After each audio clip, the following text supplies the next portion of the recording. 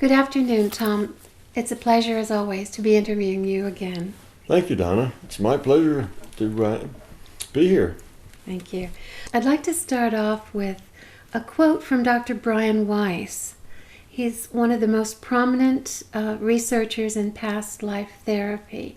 He's a Columbia and Yale trained psychiatrist, and he's helped many people with his particular type of past life regression therapy. He has said, I will quote him here, "Physicists have become the mystics of our own age, bridging miracles and science. I think it's very encouraging that distinguished people like this are thinking along this line. Your my big toe theory does bridge quantum mechanics and relativity, because you have gone where no man has gone before and found the other that digital physics expert Edward Fredkin spoke of, namely virtual reality." Where I'd like to start today, we have spoken many times about your unique qualifications, both as a physicist and a consciousness explorer, and how this led you to developing my big toe, big theory of everything. Your last job with NASA and most of your jobs, I understand, have been as a large complex systems analyst. Could you describe to your readers and your viewers what this job entailed? And the reason I'm interested in this is because I see an analogy between this work that you've done as a physicist and your expertise in analyzing the large complex system we call reality as consciousness. So if you can... We have another member of the interview, you see, has just joined us. I think it's very appropriate. Max is welcome. Okay. There is a connection. It is the same sort of work that leads to developing this theory of reality. Is the same sort of analysis and same sort of work that I've done in my career as a physicist.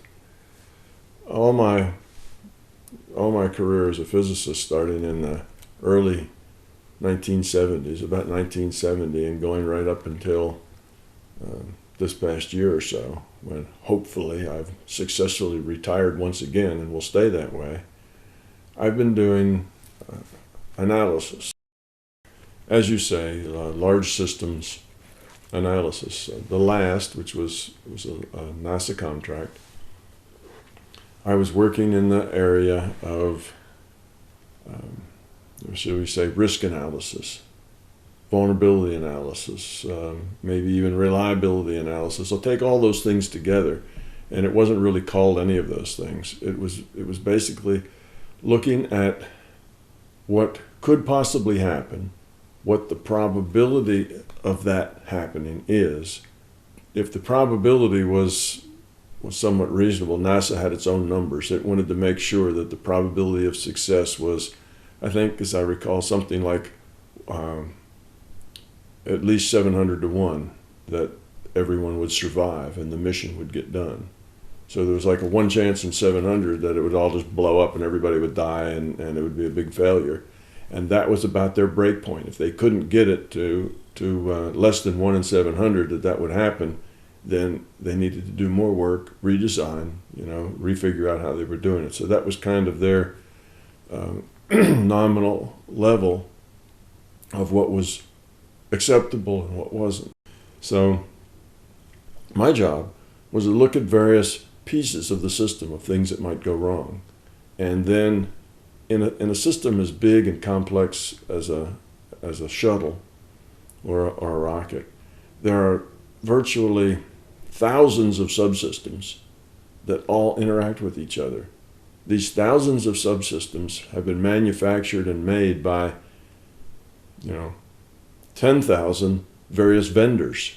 Each one got a little spec and inputs and outputs and what the thing was supposed to do, and then they made it in their own way. And then all these piece parts have to come together and build up this very complex machine that the people crawl into, and then it blasts off. There are so many things that could possibly go wrong that it's impossible for a person just to sit back and think about them. Because a little tiny thing that isn't very important, oh, this little thing over here that hardly matters could go wrong, but that would affect something else. And that something else would affect something else. And 6 or 7, bumps, iterations through the causal experience, and the whole thing blows up. You see, something major happens. So it's very difficult when you have something with thousands and thousands of interrelating parts as to where in that causal chain will something happen that will cause something to happen that will cause that eventually end up leading to a disaster. So because it's a big problem, you have to look at so much. You have to model how everything relates to everything else. Then you have to model all the probabilities that all of these things might go wrong or might malfunction or might do something unexpected. And then how all does that probability roll back up into the probability of a disaster or some problem happening. And then if that is probable, you have to then decide, what are you going to do about it? How do you fix it? Where do you stop this causal chain from turning into a disaster? What sort of sensors do you have that realize that this has gone wrong and then make some other kind of change to prevent something getting worse? So all of that is what's called system risk analysis. What are the risks? What could happen? And what's the probability that it will happen? So it's a big probability issue with all these piece parts and how they interact with each other. Well, before I did that work at NASA, I was in a similar business of building up physics models. A physics model is just a name for a very high fidelity model and they call it a physics model because you basically have to do all the detailed physics of how everything interacts to know how the final result ends up. So given a big complex piece of equipment again, given several of them, given 10 big complex pieces of equipment that all interact with each other, how will they work? What if this one does that? What if that one does something else? How will the others react? What will happen? Those kind of simulations are what I did. So I would write the simulation. But actually, I started out writing them, doing the code, doing my own programming. But it very quickly became inefficient for me to do that. So then the organization I worked for, they hired programmers. And eventually I had like 5 programmers that would work for me. And I would write the algorithms, if you will, and they would do the coding and the programming for it. And we were modeling complex physical systems and their interaction. And again, if you could have just thought about it and figured out the answer, there wouldn't have been any point to do the model. The reason you have to do the modeling is that it's so complex that nobody knows what will happen, what will lead to what that'll lead to what. It's too hard. You just can't sit down and say, well, this might be a problem, let's do that. You don't know. That's what they found out from the hardware tests that they do. Something would blow up and it would go back to something inconsequential that nobody thought about, like an O-ring, You see? So here you have a $1 billion piece of equipment and it blows up because of an O-ring. Well, O-rings aren't exactly seen as critical parts of the system. They're just another piece part, like a bolt or a washer, it's just an O-ring. But these things can happen. So in order to find that out, one has to do a very detailed analysis of the equipment and a very detailed analysis of the probability of any particular thing happening or not happening the way it's supposed to. And if things go wrong, how do they affect each other? So that's really what the business that I was in and have been in all along. As a physicist, I was pulled in to do this physics modeling because it takes a physicist to write all the equations that describe how these things interact. So one thing leads to another, and I end up being kind of an expert in large system assessment, large system analysis. A large reality system is a very complex system with all sorts of things interacting, all sorts of we can say all sorts of pieces of data. We describe our reality by how we interact with it. And we've got all of this data from all over, from paranormal data, just the normal data, to Newtonian physics and relativity and quantum mechanics and people's intuition. Where does creativity come from? You have all of these things that kind of all make up our reality. And there needs to be one kind of logical understanding that explains all of them, that derives all of it. So it's a big systems analysis problem. So it's just the same. So in a way, I was very well fitted for doing this work because I spent my professional life doing large system analysis, and indeed coming up with my big toe was just another big system analysis. So it's kind of what I do. And besides that, I did it in software, making models, digital models to model the reality. And of course, the larger system analysis, the best model that you can come up with it is that it's digital. You see, a digital simulation. So yes, my career on my day job and my night job tended to reinforce each other, if you will. Things I learned in one helped in the other. So it all kind of came together, and none of it was by accident.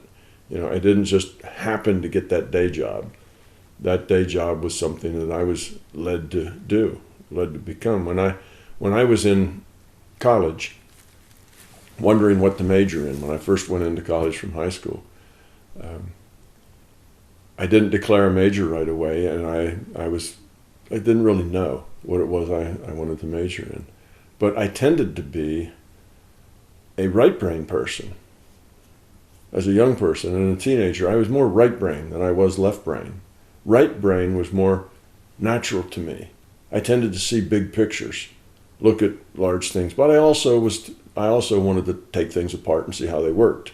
So I was doing kind of both sides of it. I guess I was more whole brain, but the right brain part was dominant. Well, when I got to college, I took lots of courses, and I kind of leaned towards science because I liked that. But why did I end up majoring in physics? Because that was the most difficult thing that I had tried to do. Physics was the most challenging. It's the thing that was hardest for me. Math and physics both, I found very challenging. It took me a long time to develop the left side of my, calculation, linear process brain before those things became easy and became natural to me. So I went into what I came into because it was difficult to do. It was the most challenging thing, the hardest thing that I had done, so that's what I decided I had to do. Well, that's kind of odd. Most people do things that they're just good at naturally because that's easier and it feels good and they're better at it. I tended to do what I was worse at and what was very difficult for me, but I had this pressure inside that said, you need to do this. You need to develop that part of your thinking. This is something that's important for you to do. And yes, it's hard, but that's why it's important for you to do it. So my going into physics in the first place, I don't feel was just kind of a random event. I was nudged, I was guided to do that, even against what you might think of as natural instincts, because that's not what I was good at. Now, after a while, I did get good at it, and it did come easily for me, but that was a struggle to get there. So none of it was by chance.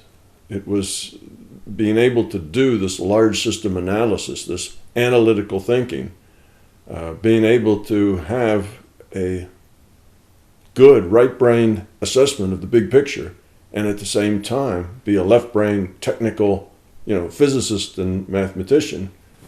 Combining those two things don't often get combined. That's kind of a rare combination. Usually people who are left-brain aren't very right-brain. Their right brain is operating at 5% or 10%, and the people that are very right-brain tend to be space cadets, don't really tend to do logical processing. But I had to do both. So I was driven to develop the left part. And my career all along developed that analysis. How do you see all these various pieces? How do you see them? How do they play together? What are the relationships between them? And what sort of way can you model them such that you can predict what they're going to do, or you can derive all the consequences of these things and the relationships between them. So it worked both ways. Now, as soon as I had taken a job, graduated from from graduate school, got out of graduate school. My first job, of course, bounced me into the lap of Bob Monroe. And though I had done a lot of right brain stuff as a child and earlier, and have always thought big thoughts, I got bumped into Bob Monroe's lap in order to re-spark that right brain activity. So here I was at the very beginning, just out of graduate school, of my career in large system analysis, and very much left brain like physicists are.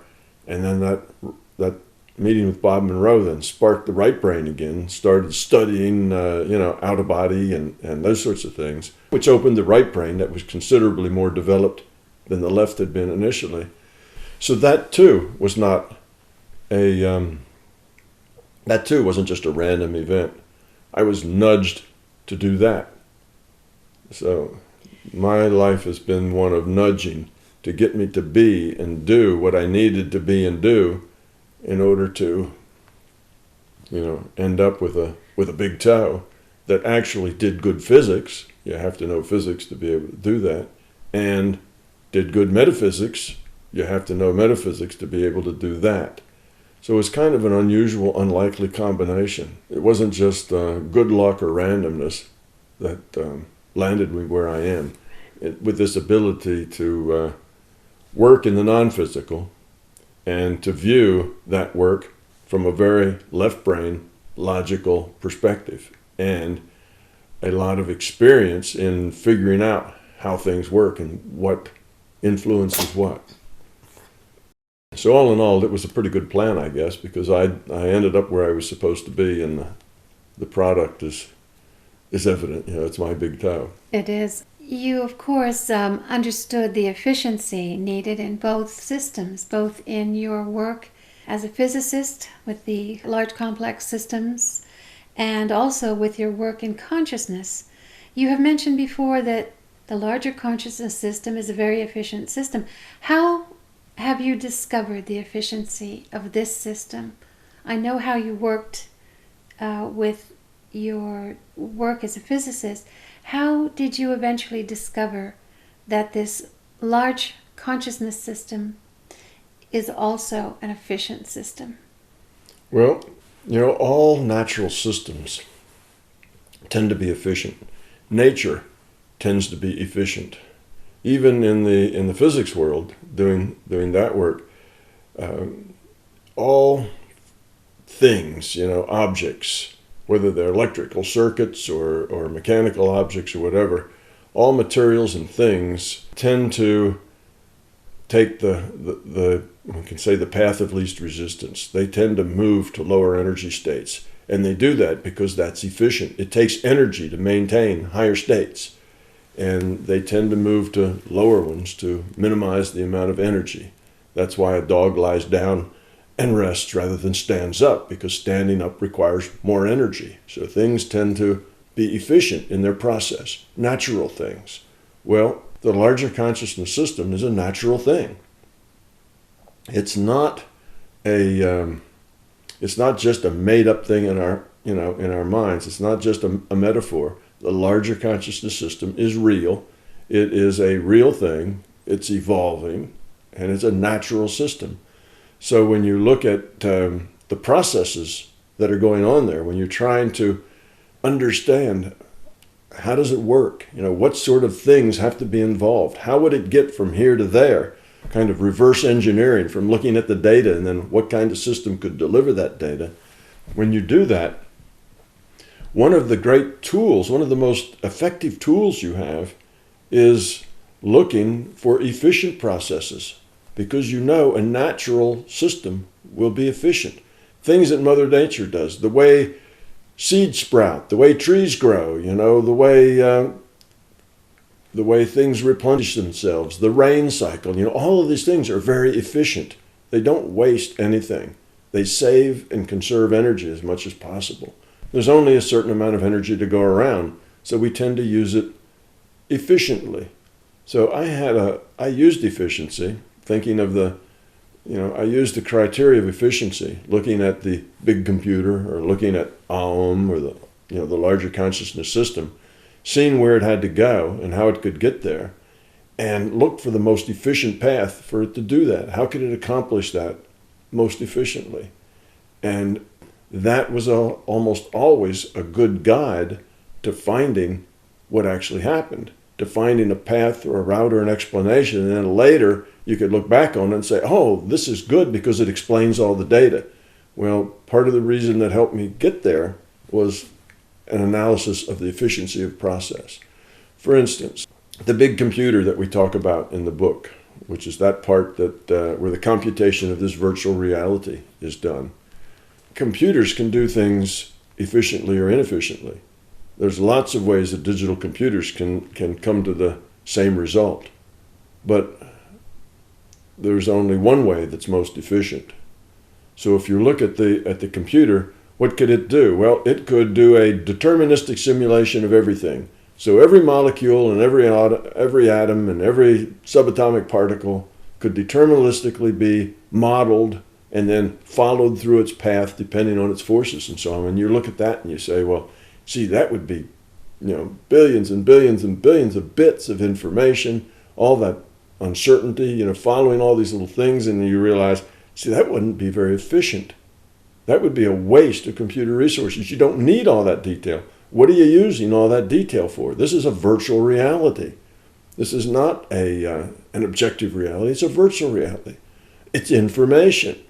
You can get all the information you need with a probabilistic model so much more efficiently. And people who think that reality must be objective and deterministic would say, yeah, but the probabilistic model is just probability. It won't necessarily get it right. But the fact is that, yes, the model is probabilistic, and whatever it gets is right. That's what reality is. It's just like at that double slit. You measure, what slit that comes through, and you get a particle. And from then on, that's reality. You don't have to have a deterministic calculation that puts that particle at that slit. All you need, you see, is a probability. And then, of course, when you look at nature, what do you find? It's exactly what you find. Particles aren't really deterministic hard things that run around that people keep track of. They're just probability. That's the whole basis of quantum mechanics, that particles are probability distributions. They're not hard deterministic massy things. That's just an example. So we see that in computer science, they call that parsimony. Being parsimonious in normal language means stingy, right? Being stingy and not wanting to give anything away. But in computer science, parsimony means doing it the most efficient, so you expend the least amount of resources to get what you want. You want your computer to have to do the least amount of cycles, the least amount of memory, the least amount of processing time to get the result that you want. So that's a parsimonious application of computer resources. It means the same thing. It's the computer, you're being stingy with your computer resources. Well, that's a general concept in computer science, that you always want to be as efficient as possible, to use as few computer resources as possible, because up until very recently, computer resources were really very dear at a very high cost. Nobody had a computer really big enough to do all the things they wanted to do. And that's still true for most cases, particularly for the gamers who have all of the high fidelity graphics and things they need. That takes a lot of computer power.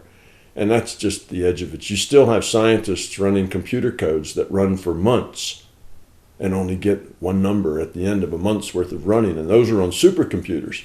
So still, at the high ends of computation, our computers are woefully slow and incompetent. They can't compute nearly as much as what we'd like them to. So because of that, we've always been very parsimonious toward our utilization of computer resources. Well, that's just nature. Like I say, nature is an efficient process. Nature doesn't waste energy or waste resources. So as you go and when we look at the larger consciousness system, we see it doesn't either. A probability model is so much more effective and so much more parsimonious of the computer resources that, of course, that would be a natural choice. A deterministic model would have been way too much, data to have to deal with.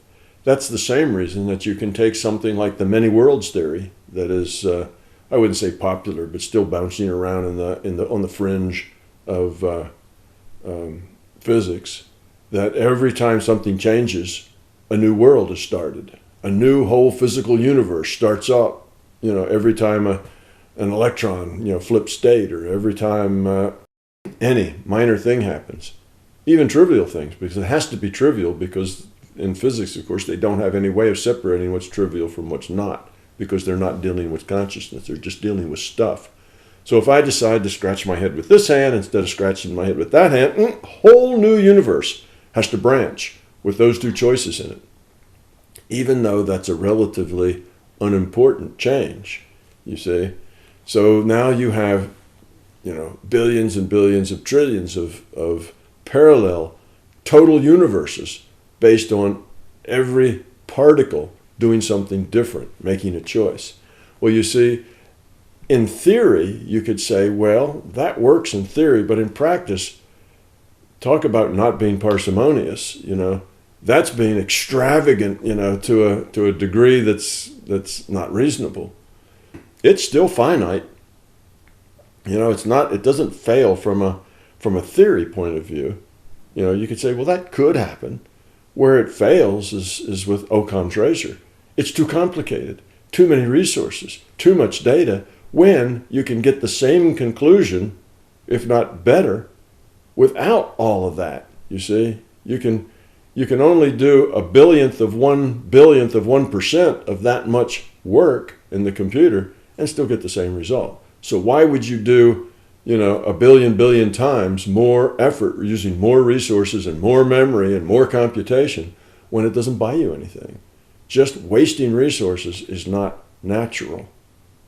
We can do it. We people can do it, but natural processes never do that.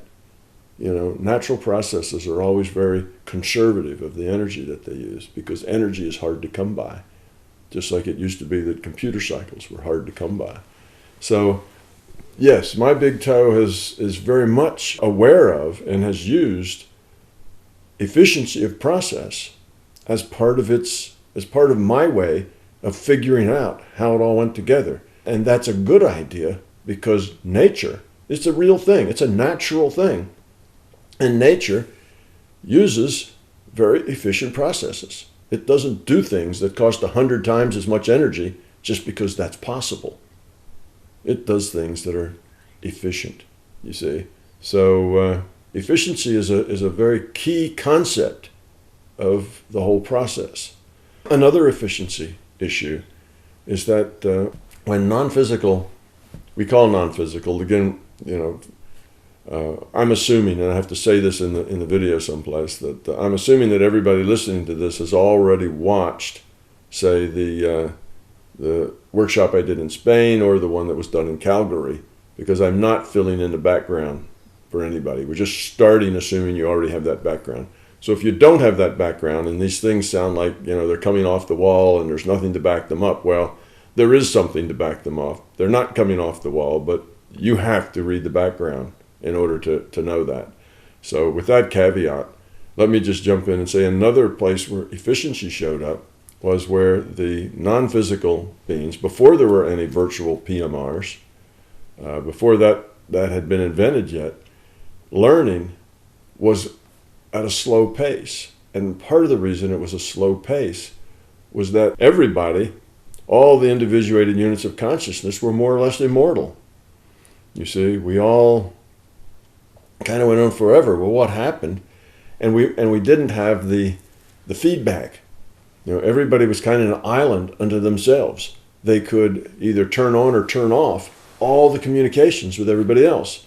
So you annoy me, I just turn you off, and that's it. I'll go do something else. Or, you turn me off. Or I could listen to 100 people at once, or just one. So the communication was very selective. So nobody really listened to anything that they didn't want to listen to. That makes you very self-centered, if you will. You're an island. You are the center of your own universe. You only create something other than yourself by turning it on, or make it go away by turning it off. So everyone kind of was in this self-centered mode, coming to their own conclusions based on what little information they had. Eventually, people got into beliefs that got them into dead ends, that got them into no growth, because they didn't have enough, they didn't have a large enough set of input and variation that they had to deal with that let them think bigger and better ideas. They didn't get enough data to show them that this belief or idea that they had was wrong. Because if what they got in didn't fit with the belief they had, they just turned it off, you see. So what happened is that people got dead-ended. People, individuated units of consciousness got kind of dead-ended in this evolutionary process. So we needed a process where every so often these individuals just got reset. You keep all the quality that you've earned up to that point. You don't go backwards in your evolution, but all the fears, all the ego, all the things that have ended up backing you into a corner where you can't progress, that stuff just got deleted. You start over. Hit the reset button. Keep your quality points that you've earned and reset the rest. Well, you see, that's part of being efficient. It wasn't efficient just to let these things just go on and on and on and on and on, because eventually they got dead-ended. They dead-ended themselves. Remember, low-quality consciousness has to grow up to high-quality consciousness. You have a bunch of low-quality consciousness, and they aren't really in a school. They're just a center of their own universe. It doesn't go very far. So that brings us then into lifetimes, reincarnation. Why do we recycle like that? Why do we kind of forget those past lives? Why are they blotted out? They're still in memory. They're just not in our personal memory in our next incarnation because they get in the way. We have to start over with that. So we're not, it's more efficient that way. It's an efficient process. So everything kind of develops with this efficiency in mind. And how did that end up? It wasn't that Aum or the larger conscious system sat around and said, well, how can we make this more efficient? It wasn't necessarily like that. Now, it may have been partially like that because Aum is intelligent, but mostly it just evolved that way. Well, here are these things, it evolved that way, and they were more efficient. Well, that's what evolution does. Evolution, the principle of evolution is that things change. Those that are more efficient and more effective persist and grow, and those that aren't go away or stay the same. That's why natural things tend to be efficient, because they evolve that way. Evolution doesn't make things that are very inefficient because they don't survive. There are many aspects of the efficiency of this system that you've discovered. Mm-hmm. One that we're talking about is reincarnation. Our memories are deleted of this because it will get in the way. However, many people, especially recently, and especially when people like Dr. Brian Weiss have discovered that this can assist people in ridding themselves of these accumulated fears and phobias and problems. And a lot of people have been recalling lifetimes under this type of past regression therapy, and it's been helpful. I think your point of view, if you can confirm that, is that too much involvement in the details or ego aspects of the past lives are probably not beneficial. However, many people have been helped by it. And in Dr. Weiss's most recent book, Miracles Happen, people have submitted, he's regressed tens of thousands of people probably. In this particular new book, Miracles Happen, stories were submitted from people who had been part of his workshop in past life regression, and there were some very touching stories. And this touches on the efficiency that we're speaking of. One story comes from a woman who lived a past life in World War II. And this is an example of 3 physical beings and 1 individuated unit of consciousness experiencing 3 physical lives. And this one was so interesting because in this triple life experience packet, she was an abusive Nazi soldier. She was also a Jewish woman who was at the receiving end of this abuse, and she was also a German officer who assisted in saving many Jews at the risk to his own life. So here was a complete lesson learned of compassion and love. And I think this probably points to efficiency in the sense that this particular experience for this woman was very unique and very efficient in that she experienced all of these different lifetimes that taught her love and compassion from every kind of point of view. And I was struck by this story really because you have come across this situation before, this scenario, and your experience and discovery of this phenomenon of reincarnation is validation or evidence, if you will, that this is a logical and an efficient way to learn lessons here, possibly for more evolved beings that had a particular, were stuck in a particular stuck at a particular lesson they needed to learn. So here is a very unique way of learning it. Can you tell me your viewpoint on that? You know, when we say that people need to forget their past lives because that would be more efficient, that doesn't mean that, you know, this is the larger consciousness system is a real system. It's not a stupid system. It doesn't like make a rule and then go ahead and use that rule even when that rule is not effective or creates more efficiency. This is a smart system. So it applies its rules where they need to be applied and bends them where they need to be bent, just like anybody else does who's bright and aware and dealing with life. You apply the rules, you know, where they work, and you don't apply rules where they don't work. You know, you have to have some sense, and this system is a very bright system. So yes, it was efficient to let people forget. And what happens is when you pass out of this reality frame, in other words, when you die, your experiences that were just in this frame tend to fade like a dream. They just disappear like a dream. Okay, and that's typical, and that's what needs to be done in the majority of cases because that's helpful.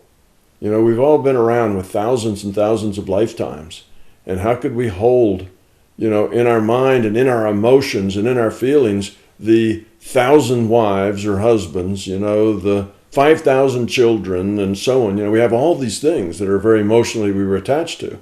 And after thousands of lifetimes, you couldn't say, oh, I've had, you know, 12,000 children and I love every one of them still just as much. You know, that would be too much. It was overload. You can't do that.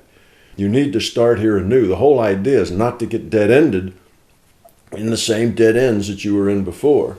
So you want to erase that sort of thing. You want to get rid of the beliefs and the fears and things that you had that boxed yourself in those situations and start out with a new situation. But that doesn't mean that sometimes it wouldn't be very useful for somebody to remember those situations, remember that past life. Well, why would one person remember and most everybody not? It's not just because that one person is, you know, so special they get a bonus. It's because that one person who might remember can use that memory to advance their own growth. The whole system is about growing up. It's about decreasing your entropy of your consciousness, about spiritual growth. The system will do whatever it takes and will nudge things to be however they should be to optimize everybody's growth potential. So here we are, and we have some general rules that we live by. On the other hand, there's all sorts of exceptions to those general rules on an individual basis if that exception means that that person has a higher probability of growing up because of that exception. So in your example is a real good example. With that lady who was the abusive soldier, the soldier who was kind and not abusive, and the victim, they got to see everything from all sides. Because what that means is that it was within their capacity as an individuated unit of consciousness to be abusive. Well, given the right situations, the right things happen, being at the right place at the right time, or you might say wrong place at the wrong time, that person developed into an abusive individual. That same person developed into a helpful individual that risked his own life to save people, and that same person developed into the person that became the victim. You see, so here this one entity could be any of those. Not only could be, but did become all of those. So now that gives you pause. It's not like, well, this was a higher level being because, the victim and the good guy, they couldn't have possibly been, the soldier that was abusive. But that's not true. We have all kinds of things within our grasp. We have all kinds of ways that we can grow, evolve, or de-evolve, and it all can happen to us. So here you have three. They were probably set up to be in those right places and, wrong places and wrong times, if you will, from the one soldier's point, so that this person could look and realize that all of that is me. I can be all of those things. I am all of those things. Suddenly, your ability to have compassion, even for people doing horrible things, grows tremendously. Instead of saying, well, those people are really bad, I'd never be like that. You say, well, yes, you could be like that. So it was a great learning opportunity to be on all sides of an issue at the same time. A great step forward in growth could have happened from that with just the right person who was ready to make that step but needed a little nudge. So that step was provided to that person. You also have instances, and one that's been on the internet lately is a little boy who had a fascination with airplanes, started telling his parents about how he was a pilot in, World War II? And then how he got shot down and his memories of being shot down and what it felt like and what happened. And the parents, rather than just telling them to, lie back down and go back to sleep and forget about it, it was just a dream, they worked with him with it. They gathered the details. They looked it up, and to their surprise, there was data confirming exactly what this little boy said. So they looked at it in a little more detail, and the more detail they got, the more they were able to specify exactly who, when, and where this little guy was talking about. And indeed, he had, as a little boy, I don't know, what was he, 7, 8, 9 years old, 10 years old, something like that. He was pretty young. He had all kinds of knowledge about airplanes, about this particular battle, about that particular man who died in that particular battle, went down in his airplane, that would have been impossible for him to get in any other way other than that's who he was.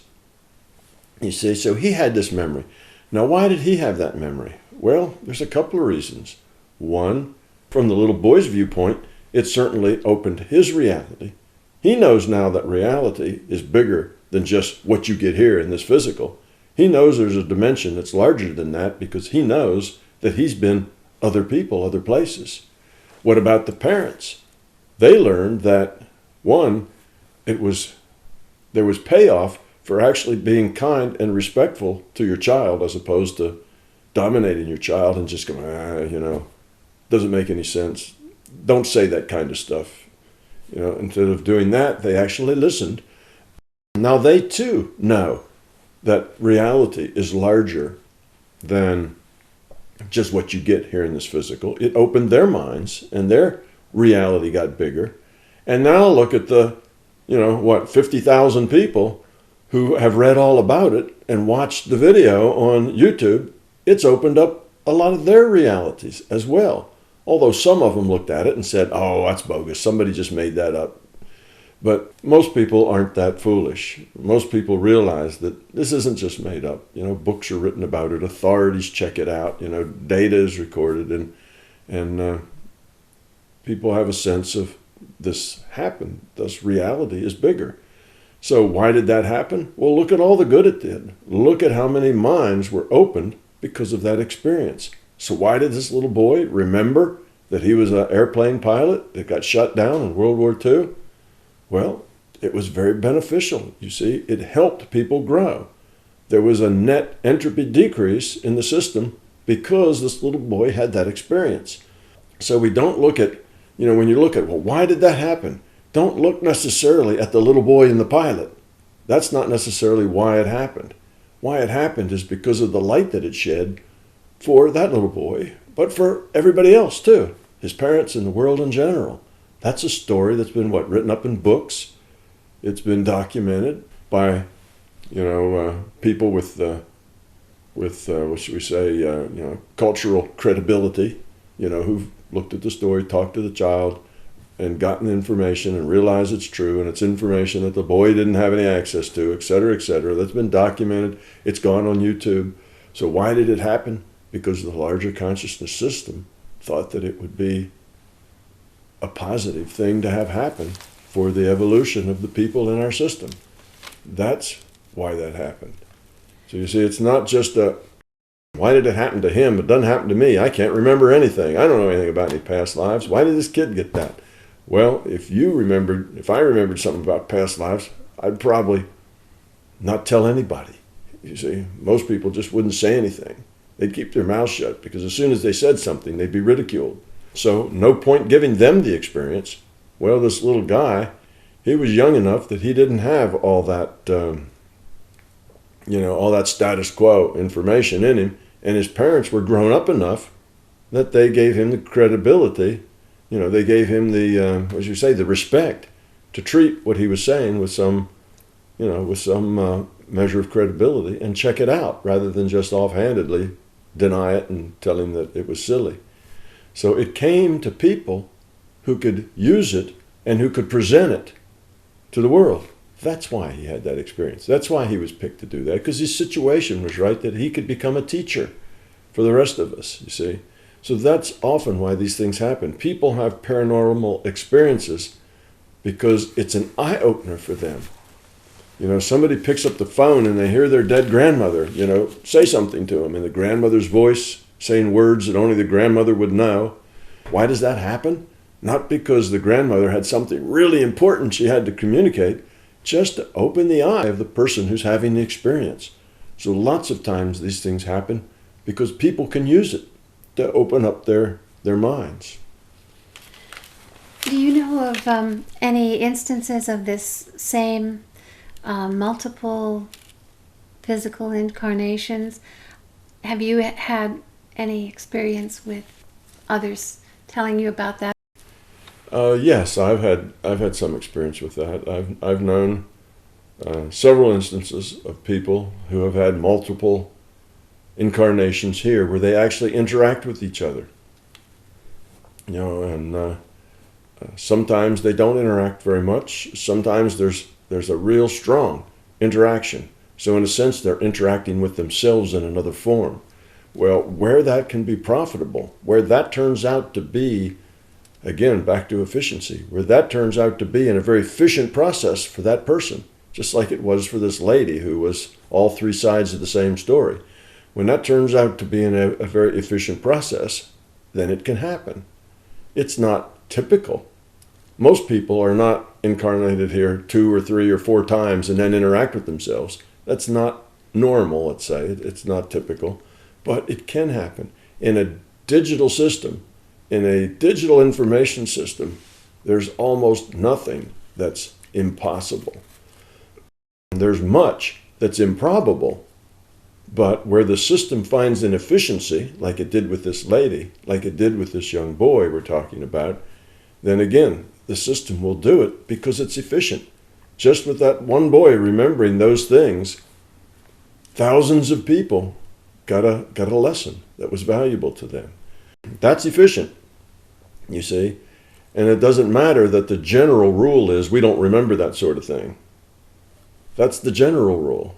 But where a specific efficiency can be made, the general rule is ignored and something different happens. That's why there's such, so much, what should we say, uniqueness, among experience. We all don't just have the same experience because our own sense of what's efficient for us is our own, and things happen differently for everybody. We're all individuals, And what's efficient for one person to do or feel or experience isn't necessarily good for someone else to do or experience, the same sort of thing. Well, sometimes your scientific view doesn't sit too well with some of the psychics, mediums who pass along information from their deceased relatives or friends to the living. They tend to want to believe that the message is coming directly from the being.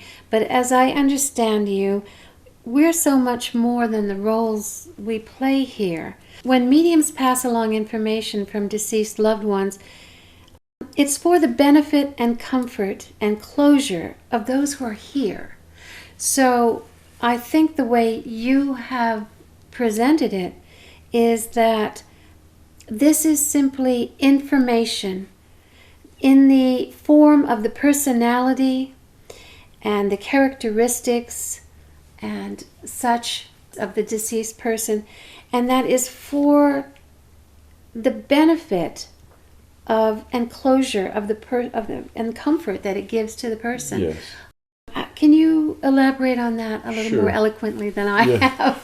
Yeah, there's lots of things that people out there, would disagree with me on, and the scientists would disagree with me that there is anything more than physical reality. The mediums would probably disagree with me about all the dead entities that are out there, willing to talk and what they are and how they're constituted. Now, we don't really disagree on the facts measured. The facts on the ground we all agree with. Yes, a medium can get information that represents, a deceased child or somebody's grandmother or something, and they can get information that only that individual would know, and information that's very valuable to the people here, like you say, as far as closure or something they need to know or understand. All of that actually happens, but it's not necessarily by the models that these people make up to explain it. So it's not actually the facts on the ground. What happened isn't the issue. Yes, there are mediums, and yes, if they're good, they can get that kind of information, and that information is helpful. So that's not the issue. The issue then is the model that they have. For instance, someone has a child die when they're 5 years old, okay, and this young child dies, and usually when a child dies, the parents, one or both of them, grandparents, other people involved, often feel a certain amount of guilt because that child was their responsibility. They should have not let it go swimming by itself. They should have not let it, they should have put better locks on the gate. They should have, whatever. Parents will beat themselves with guilt over what they should have and could have done to prevent that child's death. And that's kind of natural. We humans tend to do that to ourselves. It's a foolish thing to do, but we do it nonetheless. It's our fear-based, ego-based way of dealing with things, and we tend to punish ourselves. Well, anyway, say this mom or maybe mom and her mother both, so the child's mother and the child's grandmother, let's say they both have these kinds of guilt feelings, non-closure with that child dying. Something about it's just been eating at them all this time, and they're having trouble getting over it. They can't let it go. Well, they may go to a medium, and that medium may talk to the child, get information, from the child. This is what it seems. They're talking to the child, and they tell the mom and the grandmom, "Oh, I'm fine. Everything is great here. I'm moved on. I'm doing this. I'm doing that. Everything's okay. How's dad? How's the dog?" And they can have this nice conversation, and then the people feel so much better. Because even if they felt guilt, well, at least it all turned out all right. In the end, here's this entity, and they're happy, and and they're going on, and they're not angry or accusatory or anything like that. "I love you, Mom. I love you, Grandma."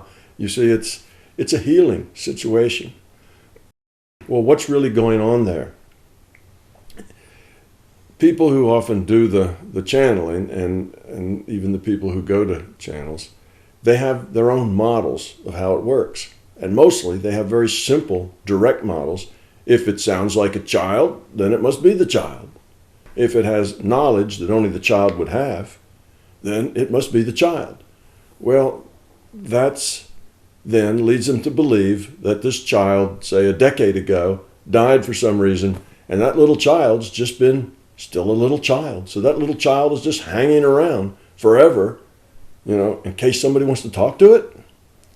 What's it doing? It's stagnant. It's not going anywhere, not doing anything. So that little child entity is stuck.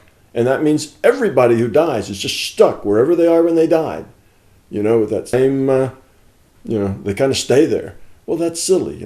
That's not part of the larger efficient process that, that child moves on, that entity.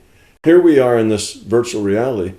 And like any virtual reality, like The Sims, okay, if you play a character in The Sims, you pick some male or female in The Sims, and then you play that character. That character becomes your avatar in that virtual reality. And here you are, the individual unit of consciousness. You're the one with the mouse and the computer screen. You're playing, you're playing that person. Well, that's what's going on with us. We're in this virtual reality. We're being played by the larger consciousness system. There is just this one consciousness. And this one consciousness is playing us in this virtual reality. Okay, now we also, just like in The Sims, you have a character. When you turn that computer off and go to bed, that character doesn't just dissipate and you have to come back and get a new character. When you turn that game back on a week later, you get the same old Ralph or Fred, and he's still a plumber. He still has a wife and 4 kids, and he's let off right where he was last time you played. You see, you start right back up again. It hasn't gone anywhere. That's the way virtual reality works. So yes, we have this avatar, our bodies, that consciousness is playing, and our individuated unit of consciousness is really the one playing it. But our individuated unit of consciousness is just a subset of the larger consciousness system. So we can say the larger consciousness system is playing us just as well, because we are a part of that system. It's us, we're it. So the larger conscious system is playing this little girl, it's playing you, it's playing me, and we're down here interacting so that we can make choices, so that we can, evolve. When you say the larger consciousness system, a lot of people who have read your books know what that is, but some people interpret this as God. Some may interpret it that way. So just to clear that up, and as many have times we've been told, we are all part of God. We are all one. We're connected. The thing that stuck out when you were talking about the O-ring in the large complex systems analysis work, how important that little O-ring is. I mean, we maybe can be an analogy to that, because we are all an important part of the success of evolution of the larger consciousness system. We're like the little O-ring. And I think anyone who feels insignificant should probably know that. But that is what you're speaking of as roles. We are those people that the mediums are talking to. That information, as we are information, is simply being played. And so really what's happening there is that a person who's upset here, a person who's having a hard time getting by because of their guilt, and it's affecting their life, it's affecting the quality of their consciousness, it's affecting their relationships and their ability to just be and grow, they need some help. So the way they can get some help, maybe the larger consciousness system gives them a little nudge in the form of intuition, and the intuition might be, you need to go seek out a medium and see if you can't get this resolved. And after the larger consciousness system whispers that in their ear a few times, they might actually do it. Or it just may happen that when they open a book, there's an advertisement for medium Susie Q, and she's taking phone calls right now, that sort of thing. So that's called synchronicity. Things just happen. So that happens. And then the medium says, all right, I want to get some information on this child. And she calls out to the child. Well, it's not that child is sitting up there on a cloud waiting for somebody to talk to it and is stuck as a child all the rest of its life and can't go anywhere. It's that that child exists in the database. Because that child was here, everything that child thought, felt, did, was, every nuance of every detail is captured in the database. So what happens is the larger consciousness system goes up to that database, pulls out that data set that defines that child, which is that child. I mean, what are you and I? What I am is a set of data that describes all the choices I've made, everything I've done, felt, thought, and whatever that brought me to this moment. So the fact that we're talking about, well, there's this folder in the database that represents that child, it's not like that just represents it. That really is that child. Everything that child, like I say, thought, felt, and whatever else, it's there. Okay, but it's in the database. It doesn't have a free will. It's not just sitting around waiting to be talked to. It's just data in the database. So the larger consciousness systems pulls this child out of the database and animates it, plays it, just like we're being played now by the larger consciousness system. We're an avatar, so we interact so we can learn, just like your Sims character is an avatar for you when you're playing The Sims. So the larger conscious system plays that little girl, answers the medium's questions, answers the mother's and the grandmother's questions, which tend to be things like, are you okay, honey? Is everything all right? I just wanted to make sure everything was okay. And the little girl says, oh yeah, it's fine. It's been wonderful, and so on. Why does the little girl say that? Well, because that's what the mother and grandmother need to hear. And because in a metaphorical way, it's true. Everything is all right. And it's no less real. It's no less important than the idea that this is the actual little girl that's been waiting around. It is completely real. It's completely real. The data is real. The information is real. Even the little girl is real in the sense that in the same sense that we're real. Okay, we're real because we're pieces of data. We're data that have accumulated to this time because of our choices and our, everything else. That's us. Now we're being played here by our individuated unit of consciousness, which is part of the larger conscious system. All right. Now, when that little girl died, her individuated unit of consciousness went on. It went on. It had other incarnations. It may be a burly lumberjack now, whacking trees, in another continent someplace in Siberia, who knows? It's doing something else. It's not just sitting around stuck because it has to be there in case Grandma and Ma show up and ask questions. It's off doing whatever it's doing. But that data is still there, and there's a need for these people to get closure. The medium then fills that need. It connects those people to the database, if you will, which is now going to be played and animated once again, not in this virtual reality, but in a non-physical virtual reality. So you can say, yeah, the girl got reconstituted, if you will. She got remade, reconstituted, right back where she was, and now is being played in the non-physical instead of being played in the physical, and from that non-physical she talks to the grandparents. It's not the same individuated unit of consciousness, you see. The larger consciousness system is really playing us all in that regard. So it's not like the little girl's stuck there. So we have this idea that, well, if a little girl answered, then somehow the little girl's there.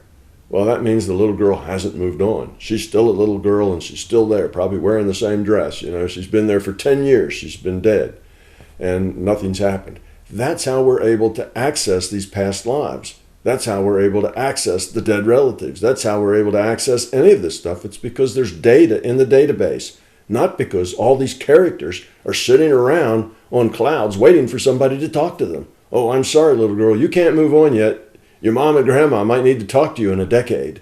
That's not reasonable. That's not efficient. You see, an efficient system doesn't waste resources of having him sit around in case somebody might want to talk to him 10 years later. You see, very inefficient. But that's not the way the system works. We're just data in a database being animated by our individuated unit of consciousness.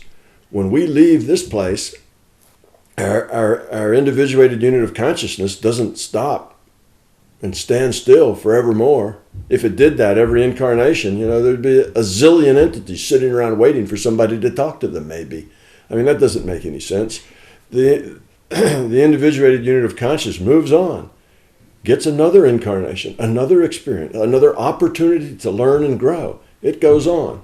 But it's efficient for the system to heal that mom and grandmom because they're not learning like they would because of this guilt and ego connection they're carrying around because of this little girl. So that plays out. Again, it gets nudged to play out. The healing takes place. Everybody is happier and everybody has a higher potential for growing up after that. The system does whatever the system needs to do, however the system needs to do it to help people grow up, because our growth is the system's growth.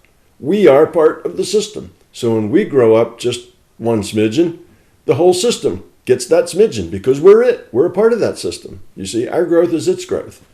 You have said that our memories fade from our relationships that we've had in our life experiences.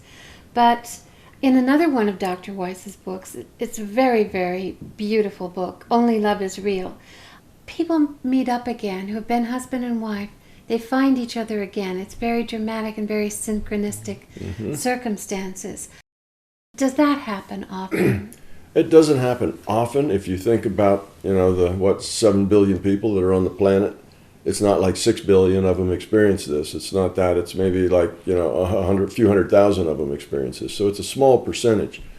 But that can happen. Sometimes a couple of, say, 2 people or 3 or 4 find that they're good for stimulating growth in each other. So they tend to incarnate together, and they work as teams, if you will.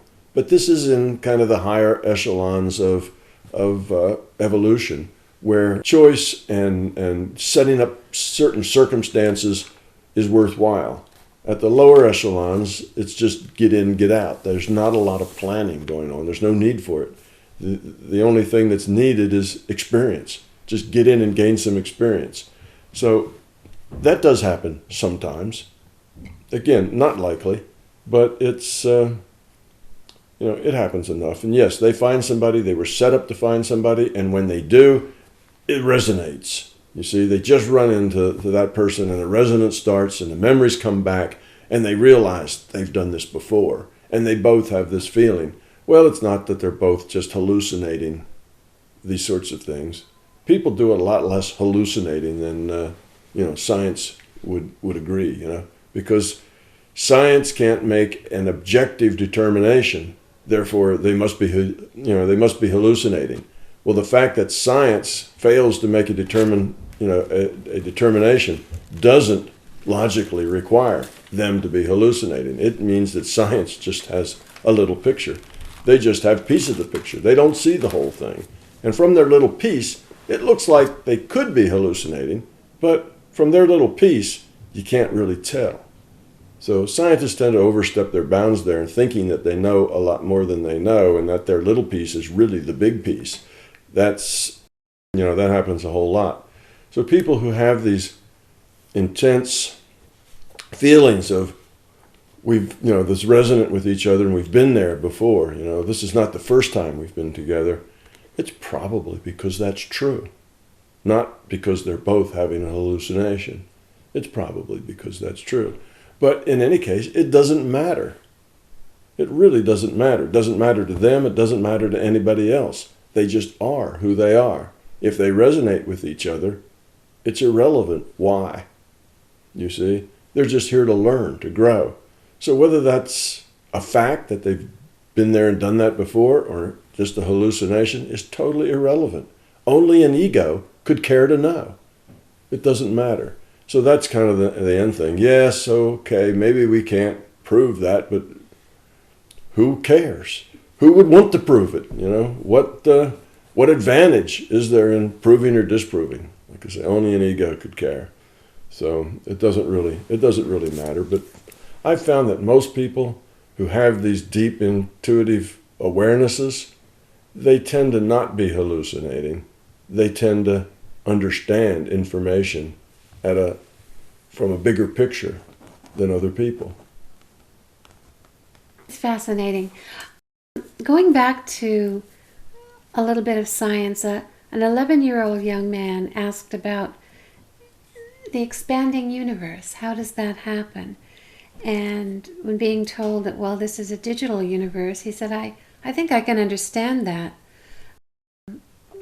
He understands that the concept of the internet is always growing and expanding, and it doesn't take up space.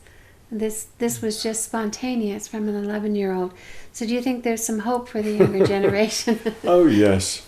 It's interesting, this idea of an expanding universe. There are a few things a few signs, if you will, that you can look for to determine whether or not this is a virtual reality.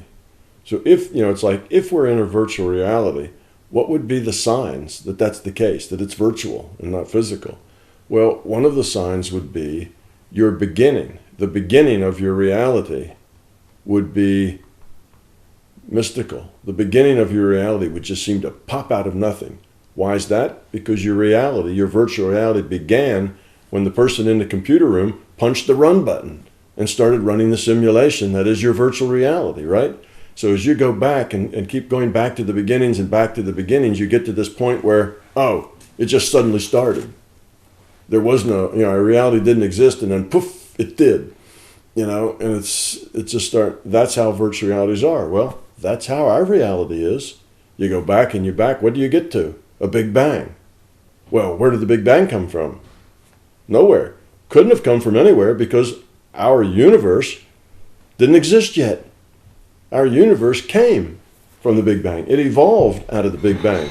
So before the Big Bang was before our universe. And every scientist will tell you the universe, the physical universe, is all the reality there is. So you see, where does that leave you? It leaves you with a mystical beginning where this Big Bang, this little point, this little ball of energy that suddenly was let loose to expand and coalesce and become this universe, just happened one day out of nothing, you see. So when you look at that, you can say, well, okay, our reality just seemed to pop out of nothing. Here we have this universe, and somehow, somewhere, there's just this ball of energy that starts to expand and create our universe. And it happened from nowhere. Another thing is the expanding universe. Scientists know that not only is our universe expanding, but that the expansion is accelerating. All right, well, that's a problem. If you've got this physical universe, and the only thing that exists in reality, the only thing that's real is this physical universe, but it's expanding. Expanding into what? What's out there that it's expanding into? Nothing can be out there, because all reality is in this universe. Yet we keep expanding into something that doesn't exist. You see, that's a problem. Well, an expanding universe is no problem. It's a virtual. The numbers just get bigger in the computer. I mean, anybody with a tiny little bit of programming savvy can write a program, let's say, for a sphere. X squared plus y squared plus z squared equals r squared. That's a sphere, radius r. That's all you have to program. Put that in a computer and let r, every time you cycle the computer through a loop, let r double. Okay, that's easy. Well, it gets bigger and bigger and bigger and bigger every time it cycles through, which is like, millions of times a second, right? R gets bigger and bigger and bigger, keeps doubling. Well, pretty soon, R is much bigger than our whole universe. It's bigger than the diameter of our universe, and it's inside this little laptop. How could that be? You've got something bigger than the whole damn universe inside of a laptop. Well, of course, that's silly, isn't it? Anything can go and grow and be, as big as it needs to be if it's virtual. It's only when you believe that it's not virtual. This is an objective universe, and this universe is all it is, and that means this acceleration, expansion just doesn't make any sense. That means this Big Bang came out of nothing just doesn't make any sense. That means that these particles or probability distributions just doesn't make any sense. That means that c, the speed of light's a constant invariant to the notion of its source. See, that just doesn't make any sense. And it goes on and on and on, you see. Oh, we have entanglement, entangled pairs. Guys, that just doesn't make any sense. So we have all of these things that the science, measure, and they say, well, it's a fact, but it just doesn't make any sense. It's just this weird physics. Well, it's just these dense physicists who can't see a bigger picture and come up with a model where it does make sense. when you keep running into these paradoxes that just don't make any sense, what does that tell you? It tells you you've got the wrong model, or it would make sense. It tells you there's a flaw in your model. Something you don't understand.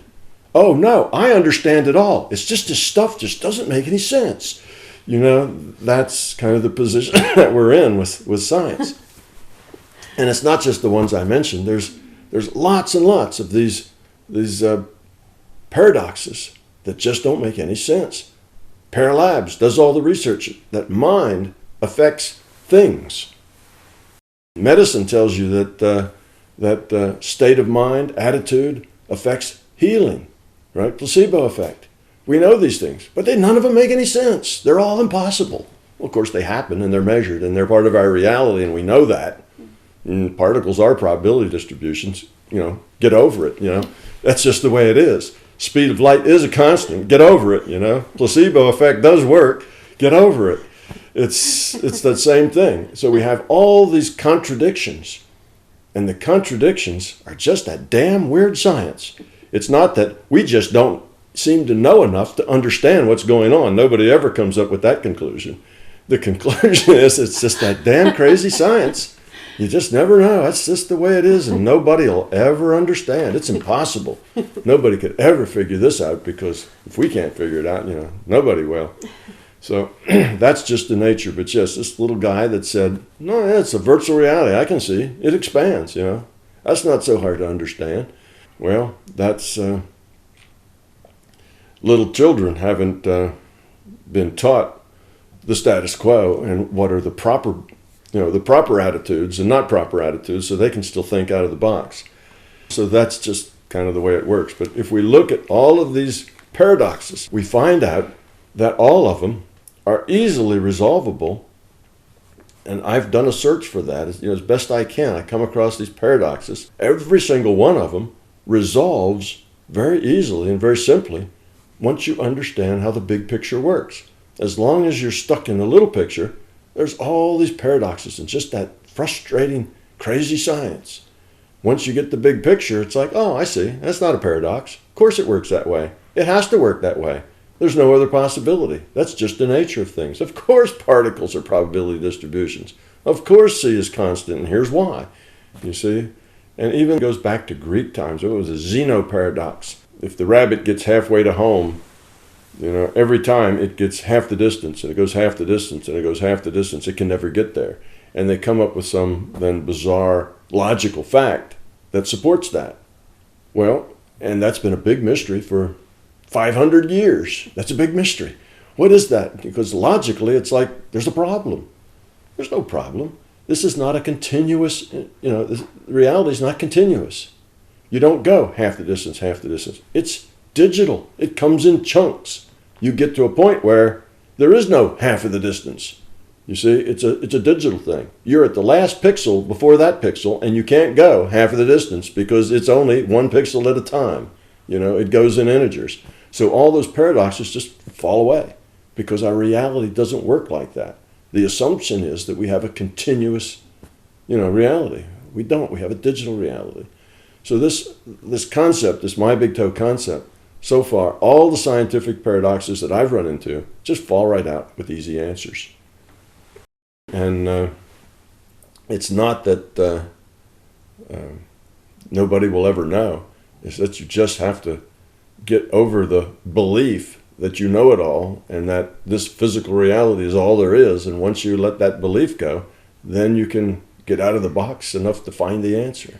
I know that there is more than this physical reality because, as you have stated many times in some of your other workshops, you have visited dozens of these other realities. I think the importance of you talking about it, not necessarily describing or telling stories about it, is that it gives us a lesson in the diversity of this universe, that we are all working towards, working on the same issue, towards the same goal. The purpose of other realities, their purpose is like our purpose. Can you tell me, in your explorations of these other realities, Have you shared anything significant with them about our reality that they found useful? And what was your most helpful assistance to them? No, in general, I don't know. You know, I've done this so many times over so many years that it would really take me a long time to answer that question if I really answered it completely. I mean, I've been visiting other reality frames since I was 5 years old, you know, and then I left it for a while I was becoming left brain, and then got back to it once I could be whole brained again. But for the most part, so let me not talk about specifics because there's so many over so many years that it's really hard to say. But in general, most of the time, it's not a matter of me giving them information. Generally, it's a matter of me visiting them because I need to learn something, because there's something there for me to help me grow.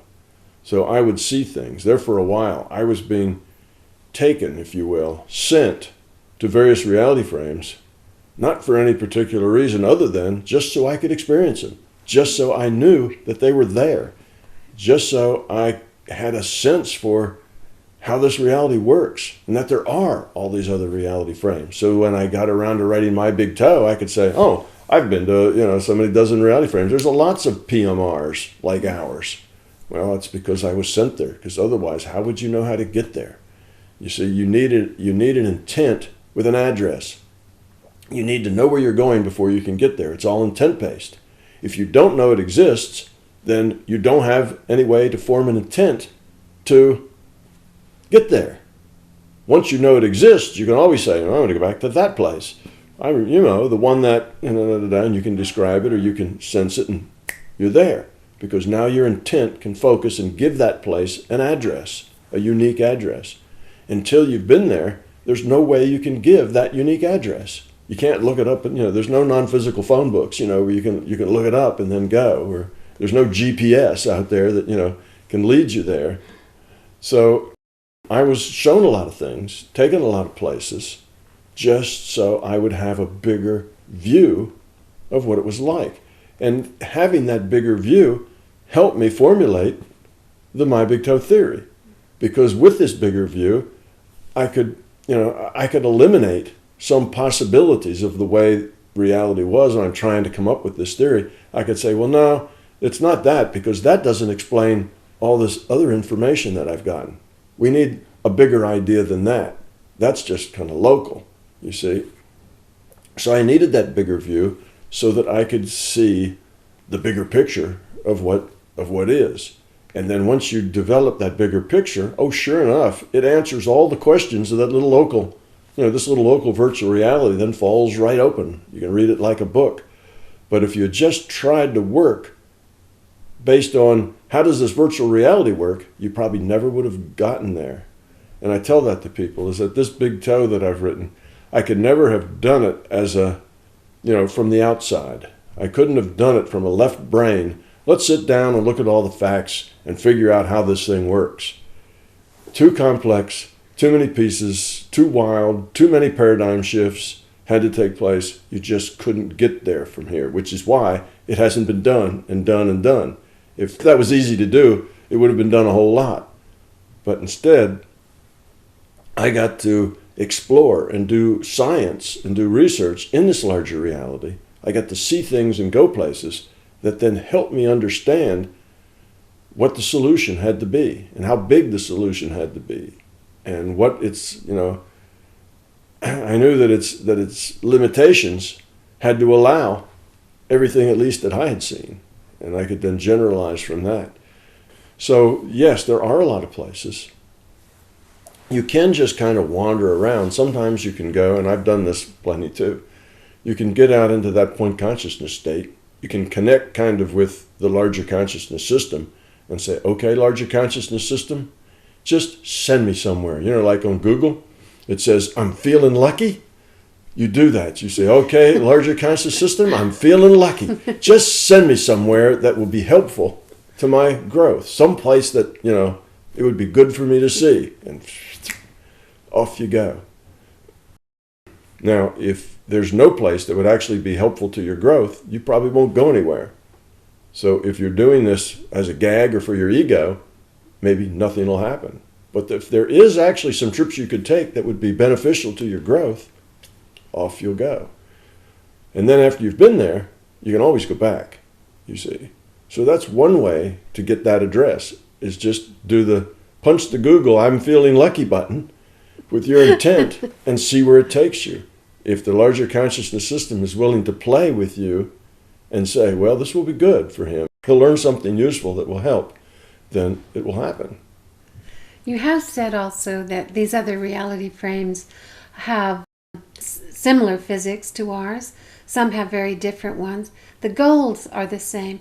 Are the things that are important to us here, such as literature, music, or art, are those also important in other reality frames? Yes, the most part they are, but not necessarily in the same form. But something that would be, that you could call generic music or generic art, those kinds of things in a very generic sense. But when you say music and you're talking about a symphony with 67 instruments and 3 pianos and 2 oboes, no, it's not necessarily going to be like that. But music, yes, under that generic heading, yes, you get music, you get art, you get those kinds of things that are kind of near and dear to our hearts here in this reality, almost everywhere, because they are part of existing. They're part of being consciousness. They're part of what we are.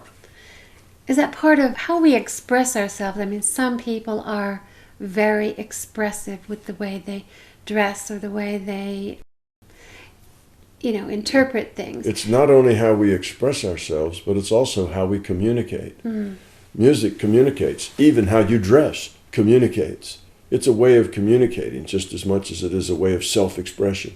When you express yourself, other people get that expression. They see that expression and they make of it whatever they make of it, from their own interpretation. They may look at it and say, oh, that's really nice. That's beautiful. That's terrific. Or, oh, that's ugly. Get it away. They have some reaction to it, but they interact. So it's a form of communication. And it's a very non-specific, general, broad form of communication. So when you sit down and play your violin, you're communicating to everybody in your audience at the same time. It's kind of a different level. It's a much higher level of communication as opposed to our conversation, and we're just communicating to each other. Of course, once this goes on YouTube, we'll be communicating to a bigger audience. But you can play, and everybody who hears gets the communication. They can feel the sadness or the joy or the triumph or the play, that's in that music. So you can communicate all sorts of emotions and feelings and ideas and even visual things. We talk about tone poems, and we talk about it was real popular back in symphony days, where the music was to draw up images. You painted with sound. All of that is so it's a great tool to communicate at a very general level, and people appreciate that. It's a communication that doesn't pull at you, in a sense that it's not somebody that needs something. It's somebody that's giving something. It's a gift. It's not a requirement. You can listen or not listen. And music and art is a gift. And most people feel it that way. It is a gift. It's an opportunity to hear or to see or to be a part of something that's nice. Well, thank you, Tom. I think we'll leave that on this high note. Okay, Donna, thank you very much. It's been a wonderful interview as usual. Fascinating as